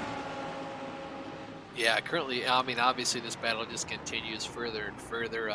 Right now, though, PJ Sturgio still have his 13-second lead over Dave Menendo, so interesting to see how that's cycled out. You can see, of course, the battle in the AM category pretty much down to Kulaga and Martinez for first and second. Obviously, they've taken a little bit earlier pit stop again compared to Fowler and Kepler, based on how we've seen that before. And I think what we saw right there with, from Brunner just going off course, he goes, my car's about to run out of fuel. Maybe we've been out here too long. Time to take a little bit of a break. Mental reset, if you will. Yes. Usually, it really helps. So you wouldn't believe it would help that much to kind of just reset your brain, help you put in some fast lap times again, but it really does do a lot for you. Yeah, just that tiny little bit of time to relax, to breathe, maybe loosen the grip on the steering wheel just a little bit before you head back out. Definitely helpful. I mean, I always found it in real life very helpful behind the wheel to just have that, just that brief second, even, or, much like on a straightaway, if you have, you have a little clearance in traffic there to loosen up, maybe stick your hand up towards the window to get a little air in or what have you, but just to breathe for once, because a lot of times you'll find yourself in the heat of battle with another car, and you just end up gritting your teeth, and and fighting, and you almost forget to breathe, and you just have the adrenaline level so high for such an extended period of time. It can definitely affect the racing. So good thing there is we're back on board with Travis Kepler, who had an early advantage in the AM categories. We have him sitting second right now from Bravada, and he is about 12 seconds back from Michael Fowler. He's got Michael Kulaga and his Lamborghini sitting right between he and Fowler, but again, a long way up the road for Mr. Kepler to battle for for the win here. But, a lot of things can happen with 15 or a little bit less than 15, now 13 minutes remaining here for the finale of the Race Anywhere Transatlantic Championship from the Red Bull Ring. Yeah, I want to focus too on just how much these drivers, we've seen a lot of these guys when the season first started. For sure, when I first started covering this series, the racing was still intense, but these guys obviously making quite a few mistakes, going off track here and there at Silverstone. They've really grown and continued to progress through the season as we've gone on here, and the battle has certainly gotten a lot closer. You see these guys, giving less, taking a bit more, but also, just being able to follow each other through. You see less of the hip check moments, less accidents between the drivers. Obviously, you still have some drivers pushing a little bit too hard and spinning out, but that's just part of the learning process, and it's certainly been fun to see these guys progress through the season. Sure. Now, granted, we have only about 30 drivers on track tonight. I don't know what it would be like if we had 60 entries running around the Red Bull Ring. We might still see some of those hip checks that we saw early on in the season, but I'd like to think that that the drivers have definitely learned a little bit of racecraft, and they've learned how to work through traffic over the course of this very long season. Hey, while we've got a second here, Austin, I know we talked about Race Anywhere, who is our driver championship sponsor, and Sim3D, who is our team championship sponsor. But I also wanted to talk about Go for the Gap, who is another one of the great partners here at the Race Anywhere Transatlantic Championship. They've got a wide range of inspiring motor racing inspired prints to bring life to any room in your house. Check them out at etsy.com/shop/go-for-the-gap, and make sure to get your special discount when ordering 2 or more prints. Both Mark and Seb will be glad that you did, and you'll have to go to their website to see exactly what we mean there. But I want to thank them for being on board with us in this inaugural season as well. All right, so let's jump back, looking right now at Drew Neubauer in the number 47 Lamborghini. He's got Steven Martinez not all that far up the road from him, and Michael Fowler in the Audi sitting right on his 6 as well. So some battles tightening back up here for what is the battle for third? Actually, pardon me, the battle for second here in the AM category. So we thought maybe the podiums were kind of wrapped up here for the evening across the AM category, and lo and behold, with less than 15 minutes to go, almost 10 minutes to go, things tighten back up again. Yeah, honestly, that's just been a continuing storyline, something that keeps repeating itself. As soon as something looks to be all said and done, something always changes in the final seconds of the race. You can see even Drew Neubauer looks like he was in line to get a podium there. He just hadn't taken his pit stop, or maybe even had a penalty or missed a fuel calculation. I have to, though, automatically assume he just take a little bit longer to take his pit stop, though, and come in. Probably going to finish definitely top 5, it looks like, but we'll have to see how things sort out at the end of the race. Yeah, and it looks like both he and John Casey came into the pits about the same time. As we go back and take a little look at a replay, there is Errol Yerksoy in the 13 machine making a good little move coming out of turn number 1. As we take a look, there you go, as he drops right underneath. And yeah, great move there over, was that Soska, I think, goes along with him. Yeah, certainly Soska, obviously the driver that ended up making contact with him, so probably good on Errol's conscience to go ahead and make that move. As you see right now, the battle between Andrew Hewson and Frederick Belvoir for 5th in class. This is, of course, going to be in the Pro-Am category. Frederick, obviously, the unfortunate driver that's had a couple spins so far this race, but you see powering through, and obviously, maybe not a championship run for him this season, but, that's sort of the championship race car driver mentality, where even if you spin out, have an off track, bad turn every now and again, you just get back at it. Obviously, in line to get a top 5 right now. That's right, and he's also split up the pair of Bravada and Hewson right in the middle of those 2 Twisted Racing entries, and putting a little bit of a gap on Hewson now. So we'll see here if Lavoie can move up, maybe move up to 4th, but good again with less than 10 minutes to go here from the Red Bull Ring. Things starting to heat up again, and it looks like they've got, let's see who is sitting back behind them right now. Well, it looks like that Twisted Racing pair with Belvoir coming up on the back of the battle we were just watching also. So a lot of good racing here with just a few minutes left to go in the battle. Yeah, certainly. Obviously, you know, the battles for the podiums in each of the classes is currently still underway. You see right now we're going to look at Wilson Brewer going through turn 1 here. Looks to be a battle, him probably passing, I believe that's James Costa. Yeah, well, that was Costa coming out of his second pit stop. And actually, I'm showing that was Costa's third pit stop, so I'm not exactly sure what happened there. But you know, it may have cost Costa the second step on the podium, currently sitting in third, but was very, very close there. As we jump back over to Fowler and Steven Martinez. Yeah, currently this is a battle for second in the AM category right now, though. Brewer and Costa right now a heated battle for second and what is going to be the Pro-Am category. So obviously a bit more battles than we saw right now versus about 10 or 12 minutes ago. You can see Fowler, though, just trying to get that draft on the front stretch. Probably going to peek his nose in here if he gets a big enough draft on the front stretch pole. But I think that Martinez just got a little bit of a better run out of the last corner there. And we've seen that a couple times. Lamborghini's really good at putting the power down compared to some of the other competitors. Yeah. Obviously, the McLaren is hands down, the favorite in terms of acceleration out of the corner. Yeah, as well, a couple of minutes ago, we saw these huge gaps across the field and across pretty much all of the classes here that I thought perhaps as the drivers completed their second pit stop cycles that we might still see a little bit of a gap here as the drivers start to work through traffic. But what we're seeing is these varying pit cycles, these varying pit stop times have really brought the different classes back together once again. Now, early on in the season, and this, Austin, I think is how things have changed over the course of the 10 weeks also, is we used to see, almost like follow the leader into the pit lane, that when the leader from a particular category dropped in for a pit stop, almost every single other driver in the class would follow along. And tonight was one of the first times that we've seen drastically different pit strategies across the classes. And now with just a few minutes to go, with only about 5 minutes remaining, we can see where it has led to, very close racing here at the very end. And watch this great battle right now between Martinez and Fowler.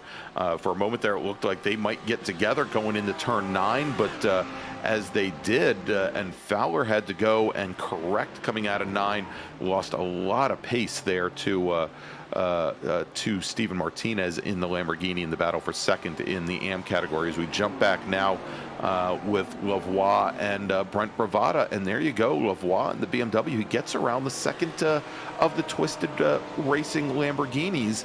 So now move Belvoir up in the 4th, move Bravada back into 5th, with his teammate Andrew Hewson sitting right back behind him.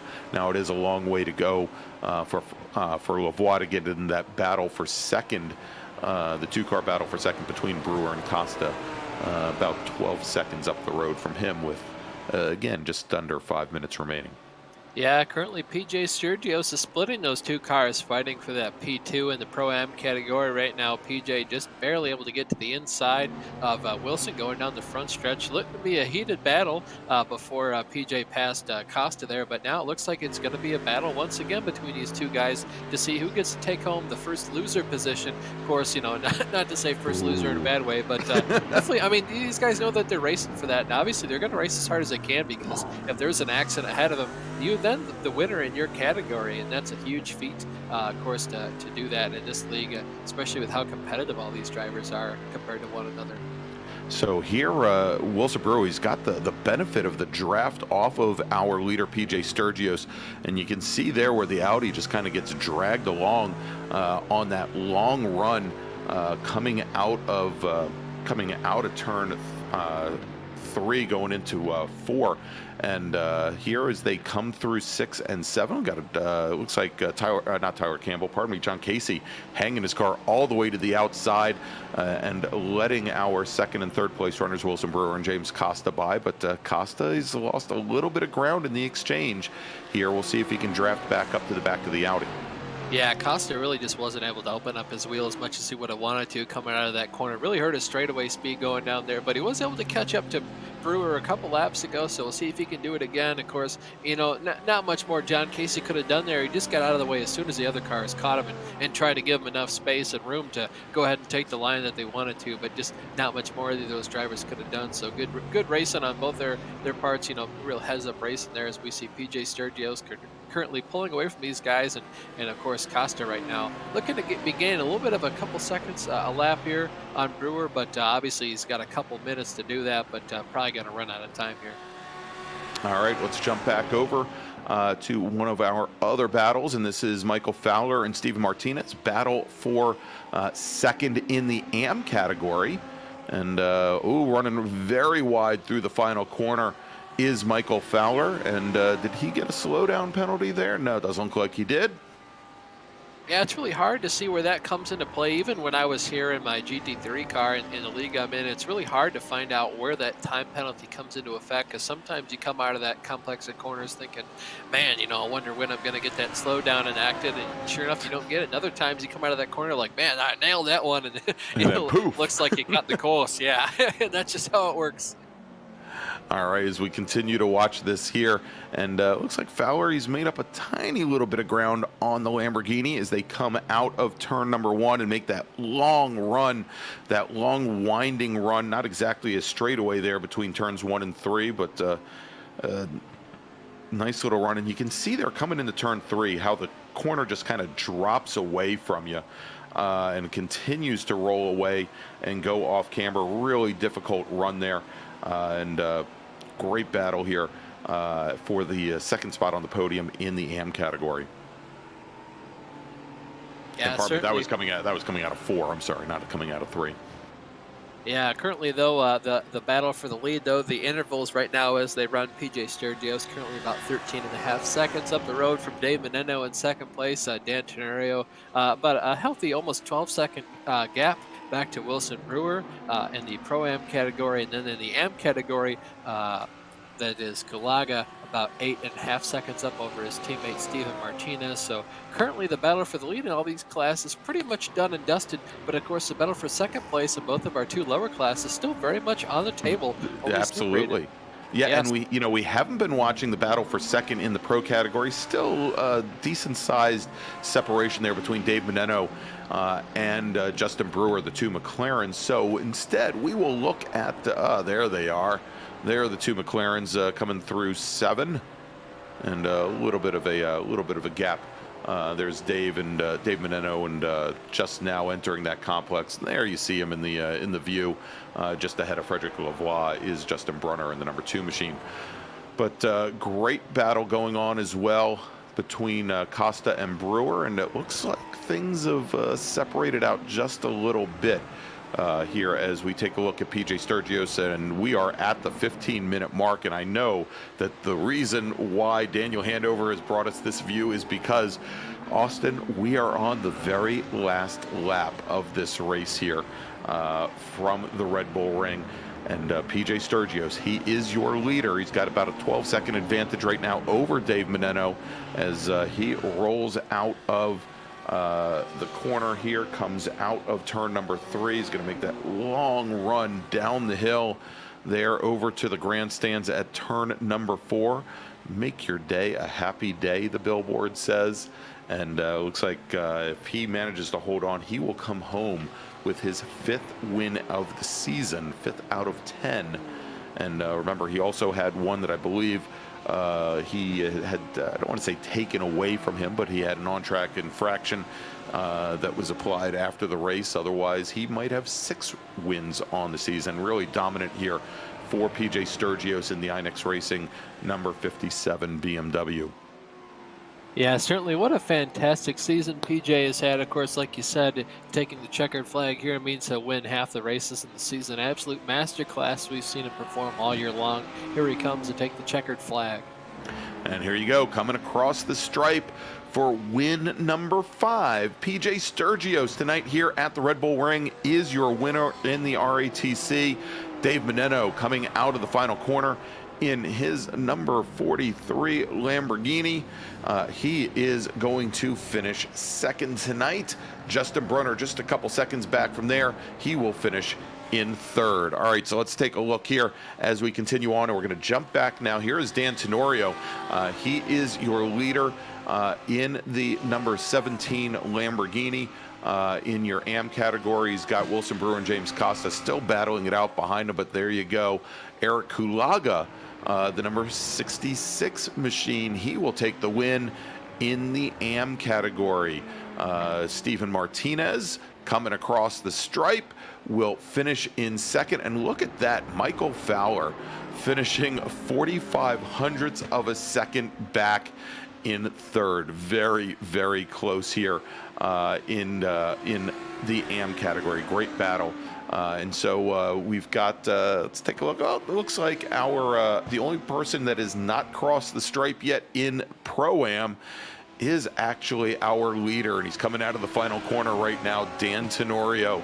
There he is in the number 17 Twisted Lamborghini. He crosses the stripe. Dan Tenorio takes the win tonight at the Red Bull Ring in the Pro-Am category. Wilson Brewer manages to hold off James Costa for second. Costa comes home in third, then Frederick Belvoir and Brent Bravada. But great battles here tonight as we continue to watch some of our final drivers come across the track. We're on track. There we go. There's Steve Martinez and Michael Fowler, who finished second and third respectively in the AM category. Great racing from the top to the bottom tonight, as well as the entire season, Austin. Yeah, fantastic way to bookend the season and the last half. I mean, just a great job by all these competitors. Of course, there's no better feeling of being a champion, at the end of the season. You were the best for the whole season. What a great feeling, of course, to come home P2. Not the best feeling, but of course, there's a lot to build on for that. And of course, we're going to see these guys complete more championships in the future, and I can't wait to see what happens next season. All right, so hopefully we'll have some of our drivers making their way into the green room here. We'll have some final interviews for the evening, and to wrap things up here for season 1 of the RATC. Again, I want to thank our great sponsors, Race Anywhere, Sim3D, Go for the Gap, as well. And if you haven't done so already, please go ahead, give us a big thumbs up here. Click on the big subscribe button and click that notification bell so you can find out about all the great racing that Absolute Sim Racing has for you. And here, Austin, let's take a look at the rundown class by class. As we mentioned, PJ Sturgios and that Inex Racing BMW takes the win in the category with Dave Meneno 13 seconds, almost 14 seconds in arrears.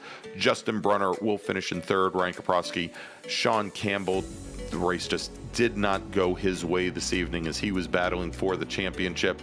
He finishes fifth with Harry Wills and James Pierce.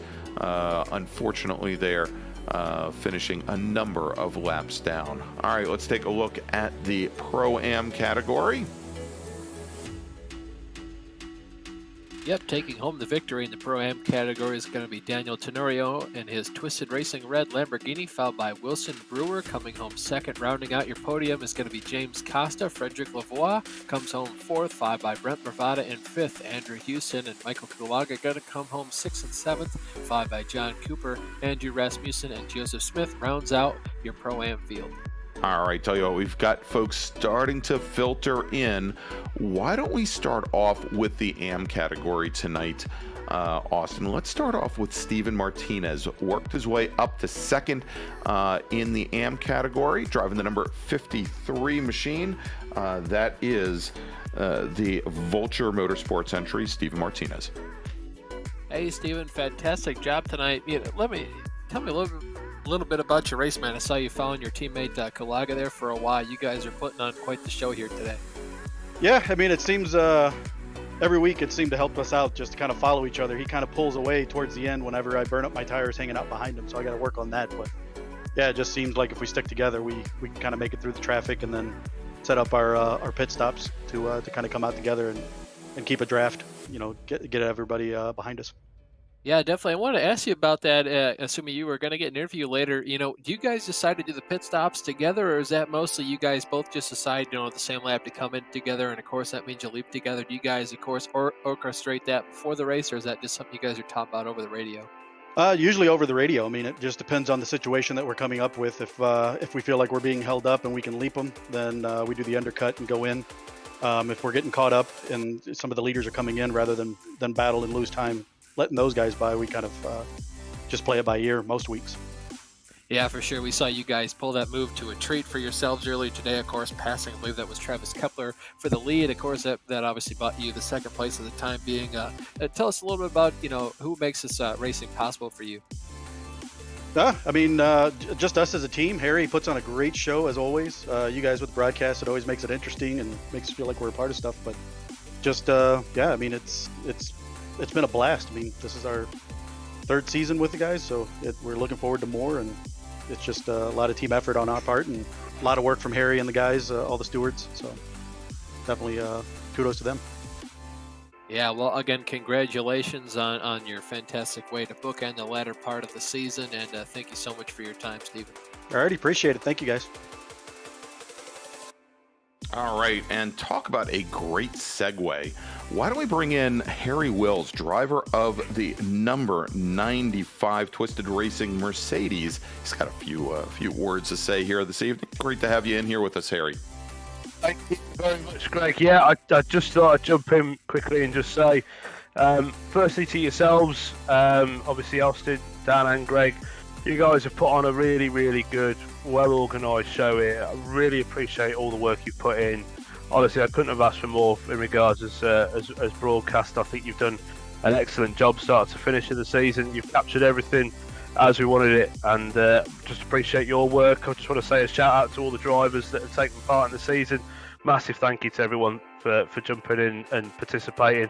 Honestly, we did a, I've ran a couple of seasons of GTE stuff prior to this, and this season, I've got to say, has really exceeded all my expectations of what we were looking for, and just overwhelmed as to how well it's been. And can't thank people who are involved enough. Obviously yourselves for broadcasting it, all the drivers for taking part. I've got to thank Dean Timms, who's sort of my right-hand man, if you will, when it comes to organising stuff. And we bounce a lot of ideas off each other, and I think we've got a good team there, and also all the stewards that take part in reviewing the incidents, which is John Williams, Mark Fleming, everyone like that, Hackenide Limbo. We've got a team of stewards which probably you guys never really see, because we organise all the penalties and stuff in EU times. But all I've got to say is just thanks ever so much for doing what you've done throughout the course of the season, and bringing the guys the action. And I'm 100%. We're looking to put on a second season of the American Series with GT3 cars, and sign-ups for that. If anyone is watching and listening and wishing to take part in the second season or wants any information, feel free to get in touch with us and find out what we're doing. Really, hopefully looking forward to a second season with you guys. Obviously, it's all down to Dan's time scheduling and clock, because I appreciate he's on the same time as I am, and we're always in the next day compared to you guys. So, but look, I just really overwhelmed with how it's gone, and massive congratulations to the winners. Obviously, provisional winners at the minute. But I'll give them a shout out. So provisional winners at the minute, looking at the points, is PJ Sturgis for the Pro category. It is Dan Tenorio for the Pro Am category, and obviously Eric Kulaga in the Am category. All guys this season have done such an excellent job of what they've done, and I'm just pretty overwhelmed by it. I can't believe how well it's been, and just how well of a turnout and how good the racing's been. Excellent. Yeah, very good, Harry. And so if you mentioned if people want to join for season number 2, where should they go to get more information? Should they go to worldracingleagues.co.uk, or is there another place you'd like them to go to? Yeah, if you go to the website, which is worldracingleagues.co.uk, there'll be a contact in there to get me on email. You can obviously join the Discord as well. But basically, if you've got to get in touch, just get in touch with anyone, any which way you want to. If you're looking to take part, obviously we've got a Porsche Carrera Cup Series starting next week on Tuesday. And that's going to be something else, similar format to this. So it's 3 categories: Pro, Pro Am, and Pro. Main prize in that, and we do have 3 of them to give away, is a Porsche GT3R steering wheel. Which is a universal steering wheel with magnetic shifters and everything on it, and it's a real snazzy looking bit of kit. So we do shoot some really strong prizes in the seasons, and yeah, not only that, hopefully racing's there to boot, and if you want to just come in and have a good time and race and put your prize out your mind, you're welcome. Obviously, if you want to try and get yourself a nice new shiny bit of kit, then that's there to be raced for as well. Very, very cool. Excellent. That is so good to hear. Harry, thank you so much for all the superlatives, all the wonderful things that you've said for us, or said about us this evening, and we'll take it. Yeah, no, look, I can't stress it enough. I do watch the streams back. Me and Dean always, we spend a bit of time just sort of going over things, and I've really been impressed by your work that you've done and your calls on stuff. You've been absolutely fantastic, and like I said, can't thank you guys enough, and I can't thank the drivers enough as well for taking part and sticking with it. Obviously, naturally, you're going to see a degree of drop off if people's seasons aren't going as well as they hoped, but we've gone into the final round with a thick end of 40 cars, and that's just brilliant to see. So yeah, massive thank you to everyone, and let's just carry it forwards and go for season 2. I completely agree. Well, I think I feel confident in thanking you on the behalf of both Daniel and Austin. All right, so Harry, thank you. We're going to move on here, and we're going to bring in now. I thought we had Wilson Brewer available here, but I guess we didn't. So tell you what, why don't we bring in our overall winner, Austin, and that is PJ Sturgis, driver of the 57 Inex Racing entry. Yeah, PJ, first off, congratulations on a fantastic season. Of course, taking home the checkered flag here today, and of course, most likely it looks like the championship, as well. Tell us a little bit about your race. Certainly it wasn't the easiest for you, but there at the end, it looked like you were just kind of holding on to the gap you built yourself. Yeah, that was an interesting one.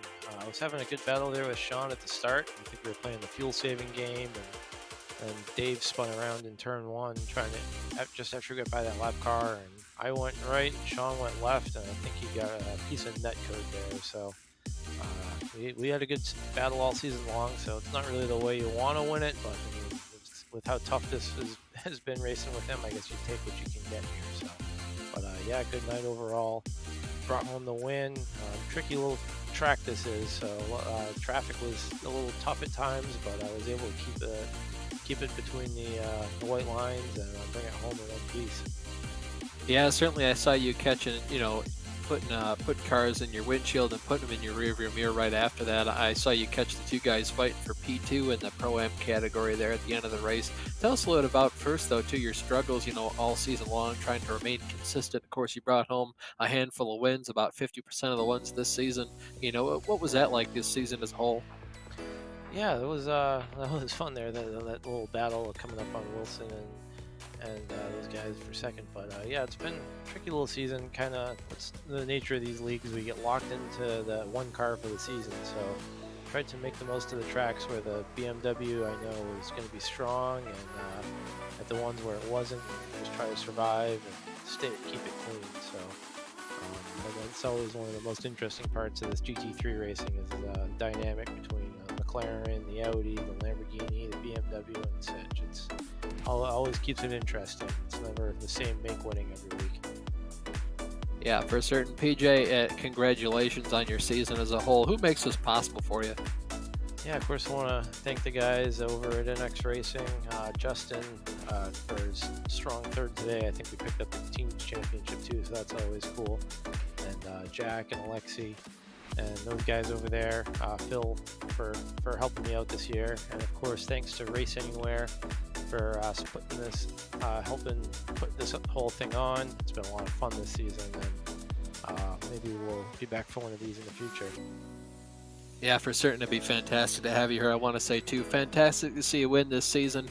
Win 5 times with my girlfriend, Jack, and, of course, you won the first race you watched. You kind of pick you to win, so definitely happy when you wins. Thank once again, God he didn't let her down. Congratulations. Thanks, guys.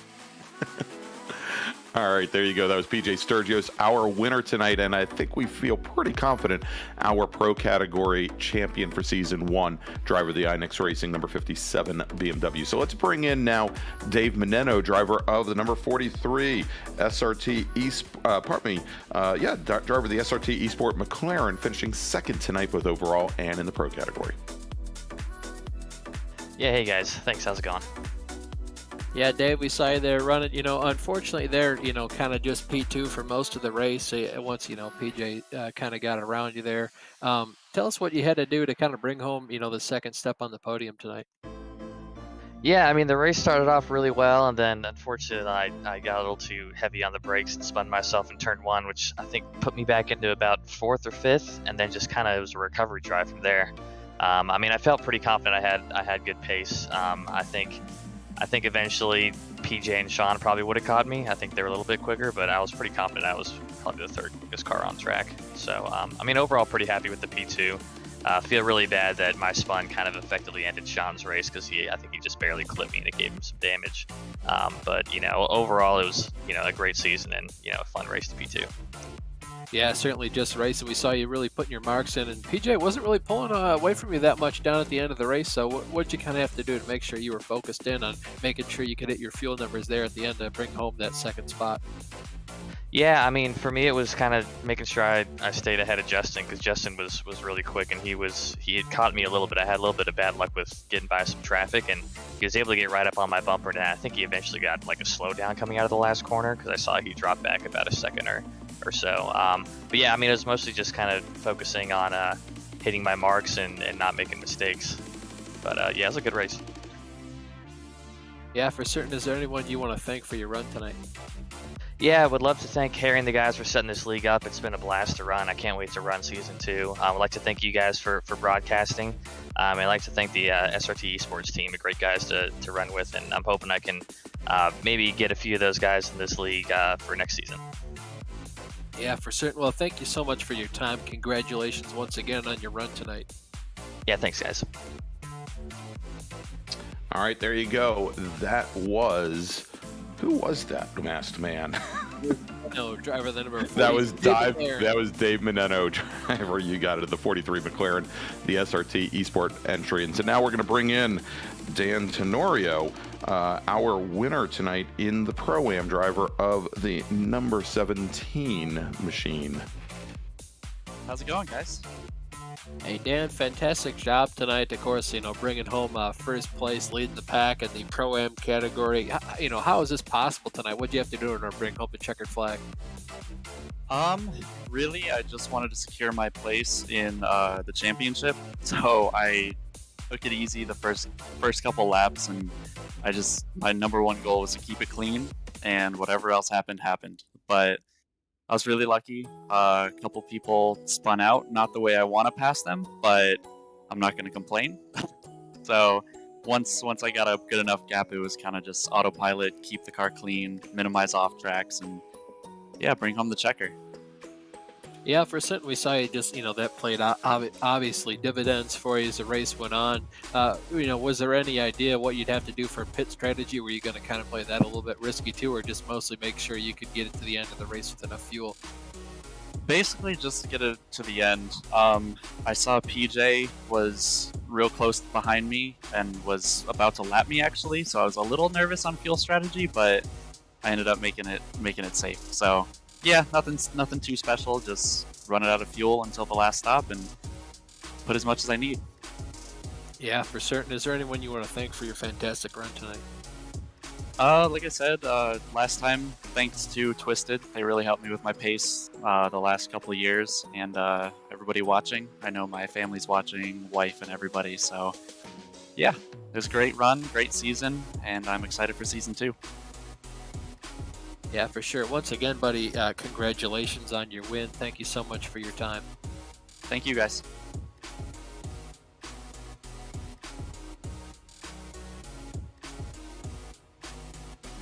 All right, Austin, looks like we're running a little low on time here, so let's do this. Why don't we wrap things up by bringing in Eric Kulaga. Eric was our winner tonight in the AM category, driver of the number 66 Vulture Motorsports Lamborghini. Hey guys. Eric, always a fantastic time talking to you after you finish on the podium one of these races. Congratulations on your win here tonight. Tell us about your race, man. So obviously, drove up through the field, played the strategy to an absolute treat there. Yeah, Kepler was out in front. I had a hard time getting past him, so pitted a little early. Did an undercut. Then you gotta got to keep pushing because Michael Fowler was really fast and had to extend on him, or else the last stop he would have jumped us. So it worked out great. Steve had a huge battle with him down the stretch to hold second. So it was an awesome day, and I'm so stoked. It's a championship, and I get this sweet rig. That's real, right? Like that's for real price. I believe so, yes. You are Okay. not dreaming. Yeah. Might want to pinch yourself, though, just Yeah. to make absolute sure. But yes, I do believe you get that piece, yes. Yeah, Harry came in, and he's not lying to me. I hope so. It's awesome. That's such a cool prize. It's such a cool thing that Harry put all this effort in, and Dean to steward it for us, and you guys to broadcast. Your broadcasts are awesome, and you guys really care about the product and put a lot of effort into it. So it's awesome all around. Much appreciation to all you guys involved and the sponsors and everybody who give us cool prizes to sit in a bedroom and hide from our family a few days a week. You got that right for sure. First off, I always want to ask too, who makes it possible for you to do these fantastic runs? Obviously, bring home the championship this season. Oh well, my wife doesn't really. She's great about. She's like, go do your thing. And then when she found out I could win this cool prize, she's like, this is even better. So she's the less I'm around her, the better. She's like, just go do your thing. You annoy me less when you're in your room racing. For certain, yeah. Thank you much, Eric, so much for your time today. Once again, congratulations on the win here today and the championship. Fantastic way to bookend the season. Yeah, thank you guys, and we'll see you next season. We'll definitely be back. Harry runs a great league, and all the guys do so many cool things. It's really awesome running with Harry. So much appreciated to him again, and all you guys. All right, very cool. There you go. Our champion in the AMP category, Eric Kulaga, wins tonight. Also in his number 66 Vulture Motorsports Lamborghini. And so, Austin, I think that is going to put a great bookend on a spectacular first season of the Race Anywhere Transatlantic Championship. Great battles tonight here from the Red Bull Ring. And after 10 weeks, great to see some champions finally named. So let's go quickly here as we wrap things up. Of course, we want to thank our great sponsors, Race Anywhere. You can find out more about them at raceanywhere.co.uk. They're, as you've heard, supplying that great pro sim rig, PSR1 championship prize, as well as some additional prizes to our other podium finishers on the championship here. Sim 3D, who's sponsoring our team championship. You can find out more about them at sim-3d.co.uk. Go for the Gap. You can find out more about the great artwork that they have available at etsy.com/shop/go-for-the-gap. And to find out more about season 2 of the RATC, as well as the brand new Race Anywhere Porsche Cup that's going to be starting up next week, you can head on over to worldseriesleagues.co.uk. And you heard it there. You can get the email address for Harry Wills, and you can sign up for one of these championships. We'd love to see you out on track and on the broadcast with us here.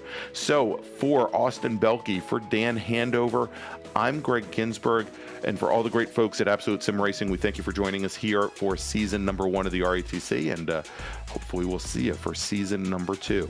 Have a great evening, everybody.